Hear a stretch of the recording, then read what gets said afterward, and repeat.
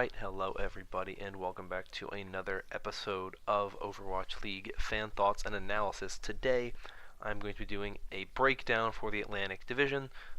This video shouldn't be too long. It's basically just me giving my thoughts on the division as a whole and kind of how I see the division going. Kind of a pre-power ranking, a division-specific power ranking without giving you a specific rank or, saying like this is the team that I think is number one or whatever. Kind of a general overview of this division. But the Atlantic Division. How did the Atlantic Division fare last season in terms of the best teams in the league? Well, the Grand Finals champion, the Overwatch League Season 1 champion, I guess you could say, the London Spitfire, are from the Atlantic Division, as well as their opponents in the Grand Finals, the Philadelphia Fusion. Both of those teams, of course, coming from the Atlantic Division. The number one team during the regular season, the team with the best record, the New York Excelsior, an Atlantic region team. The number 3 overall team going into the playoffs, the Boston Uprising, an Atlantic team. Then you have, of course, the Houston Outlaws, who missed out on the playoffs just barely. They were the 7th seeded team. You have the Florida Mayhem, who were 11th out of 12, a very disappointing, very weak team. And you have 4 expansion teams, the Atlanta Reign, the Paris Eternal, the Toronto Defiant, and the Washington Justice. So, these are your teams. I think this is going to be a very interesting and exciting division to watch this year, and I'm very excited to see what we get in terms of the top teams from this division from last year, some of the bottom teams, and these new teams, how they fare. So let's just kind of do a quick kind of rundown of how I think this team this division is going to overall kind of look. And I really see this division kind of breaking down into very distinct groups. You know, your top teams, your middle of the road teams, and your bottom teams. And I think when you look at those top teams, I think it's a very distinct 3 teams. I think the best 3 teams, maybe even in the league, come from the Atlantic Division, and I think the best 3 teams in the league, and definitely the best 3 teams in this division, are in no particular order: the London Spitfire, the Philadelphia Fusion, and the New York Excelsior. I think you can really put any of them at number 1 or number 2 or number 3, and I wouldn't really disagree with you. I won't reveal where I have them. I will do power rankings eventually, probably in a week or 2. I'll get those out here, but that is what I look at with this division. So I look at those 3 teams, the 3 teams that had the best finish, I guess, of this division last year, as the top 3 teams in this division. I think they are above and beyond the rest of the division. Then you get to that middle of the pack area, and that's where I'm kind of interested in seeing where it falls. I think Houston leads that middle of the pack group in this Atlantic Division. If they can play well, if this acquisition of Dante is what they really needed, then I could see Houston going the extra mile, becoming a playoff team. But it's a matter of, will Dante be enough, and will this team be able to do what they want to do with the roster they currently have, when it's mostly the same roster from last season. You also, for me, I put the Paris Eternal and the Toronto Defiant in this middle of the pack area, and I'll talk about the other team here in a second that I might put in the middle of the pack. I can't talk today, but the Paris Eternal, very, very good team. A lot of talent on this team. It's a question of how well can they compete against some of these other big teams in the Atlantic, mainly London, Philadelphia, and New York. I think they'll match up pretty well against Houston. I think they'll take at least 1 game from Houston. Wouldn't even be surprised if it was both. I think that there are teams in this division that they're significantly better than, that they should definitely beat. But Paris, to me, is kind of a question mark. How well will this purely European roster fare in a league dominated by South Korean players who tend to be the best in the esports area, I guess. And the other team, of course, is the Toronto Defiant. I really like the Toronto Defiant. I think they could become a dark horse team. They could ride some success late in the season as they kind of build their what am I trying to say? they kind of build their relationship and they kind of figure each other out. They build their chemistry. That's what I want. They build chemistry as a team and they start to show why they were put together as this team. And I really think the Toronto Defiant could be a roster that really impresses late in the season, specifically, not so much early season, definitely more so late season. Then I have the Atlanta Reign, who for me are a very interesting border team in this area because I don't really know if they're a bottom team, but I don't really think the Atlanta Reign are an impressive team in a lot of ways. I think they're kind of iffy in a lot of ways. I think there's stuff that they're missing, stuff that they need. They just don't really have that wow factor other than Dufran, and I don't know if Dufran will actually be what they need. I don't know how well he will be. It's a question of will this team be enough with what they have to succeed in a division that I think is really, really hard. I don't know if the Atlanta Reign have that. So I kind of put them in this weird middle ground because I think they have the ability to be better than some of these teams towards the bottom, but I'm not positive. And if you're obviously following, you're paying attention, there's 3 teams left, and they are the Boston Uprising, the Florida Mayhem, and the Washington Justice. I think I'll start with Florida. I think Florida has done a lot to improve their roster, but I still don't know if it's enough to be a competing and dominant team this season, especially because they have to redevelop chemistry. It's an entirely new team for the most part.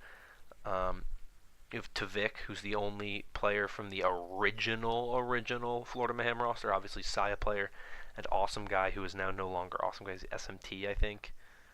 SNT. He's not, I mean, they were on the roster last season, but they didn't start the season on the roster. They were added later. So I just think that you have to really look at that team. Very new, heavily South Korean team, of course. I think there's a chance that they could succeed a lot, but I wouldn't be surprised if this team just doesn't have the chemistry that they would really need to succeed. And I'm questioning how well they would do in this season. They're one of the teams that I'm most questioning, that I have the most kind of, I don't know. It's a very I don't know how they're gonna be. I have no idea. I'm very concerned about them and their potential success. So Florida's a team I kind of put low. The Boston Uprising are a very, very, very weird team, and a team that I think are in a really awful position. I think they've lost most of that DPS power, and the problem that I see happening is if they don't bring in another DPS player, they may suffer. And if the meta looks like it actually might go less goats heavy and more actually favoring some DPS play, I think we're going to see some issues if this team doesn't have the DPS power, because they're not going to have Color Hex to start the season, right? For the first 2 games, I believe. So they need to have another DPS player, or they need to have someone playing DPS. I don't know who they have that they would trust playing DPS. If they would have to have Note on DPS, or even like Aim God on DPS, then you have to put someone else on. You have a lot of weird things going on, and they play 2 very important games early in the season against New York and Houston. I just don't really believe in a lot of what this team has. I think the loss of Striker is really bad for this team, and I think losing him is ultimately what could be the biggest blow to this team. And ultimately, I think that the Boston Uprising, who had, of course, a very strong Stage 3 last season and then kind of fell apart, in my opinion. They did not look that good in Stage 4 and in the playoffs. Yeah, they won a game against the Philadelphia Fusion, but I don't know. I think a lot of that was kind of not luck, but I think a lot of that was just kind of they managed to win that game just because they've played Boston enough, but they still had Striker and they still had mistakes. They don't have Striker, they don't have mistakes. Uh, it's very questionable for me if Boston Uprising will be anywhere close to as good as they were last season. And that's my problem with Boston. I just think they've lost a lot of their talent, and I don't really know if they will do that well. Finally, of course, is the Washington Justice. I have a lot of issues with Washington Justice. I don't really like this international roster they've put together of 5 South Korean players, 3 American players. I feel like you got to go all one or the other. I guess you don't have to go all American. You can get players from the West, but or not such a heavy mix of them, because I really don't think this team works that well with their group. I don't know how well the communication will be between Janice and the rest of the team in terms of or the English speaking players with the Korean players and all that other stuff. I'm very concerned about this Washington Justice team. I really don't think they will be an incredible team, and ultimately I think that will be the thing that costs them success. Even though I think they have a great head coach and some great players, I don't know if they will be able to get past this barrier. And I know a lot of people aren't super sold on the Washington Justice. I'm not super sold on the Washington Justice. And I think when you play in a division like the Atlantic Division, where I think you have 3 of you the best teams in the league, like to me those are 6 losses right there. Right? I don't see them beating London. I don't see them beating Philadelphia. I don't see them beating New York. So to me, you're losing 6 games right off the bat, basically. So that's a problem, right? And then you also look at, maybe you might not even beat Houston. You might not beat some of these other teams. You have some really tough games in the Pacific.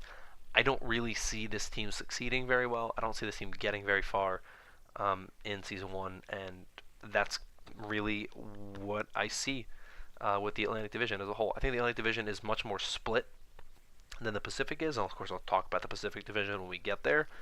I think that the gap between the best team in the Pacific and the best or the worst team in the Pacific is still there, and it's still very prominent in a way, but the in between to me is a lot closer together. I don't really think that the worst team in the Pacific is that much worse than like the third best, in the same way that I think the Atlantic is very split in groups. You kind of have your like your top 3, your middle group, your bottom group. It's kind of what Atlantic wasn't last season. The Atlantic was a lot closer last season, with the exception of Florida. You had New York and London and Philadelphia and Boston and even Houston, who were competing a lot. They were having really great matches against each other. But now, I think the Atlantic Division is a much bigger divide, and I think we kind of saw that last season, but I think it's much more prominent now because London proved that they were better than people thought, and same with Philadelphia. And I think Boston has kind of dropped, and I think that has caused this rift to really appear in the Atlantic Division. So that's my opinion on the Atlantic Division, and why I think the Atlantic Division is potentially the weaker division. But I'll talk more about the Pacific Division on Friday. But that's everything I have for you. If you enjoyed, consider liking and subscribing. It helps out a lot. But I'll see you all in the next video. Thank you for watching, and goodbye.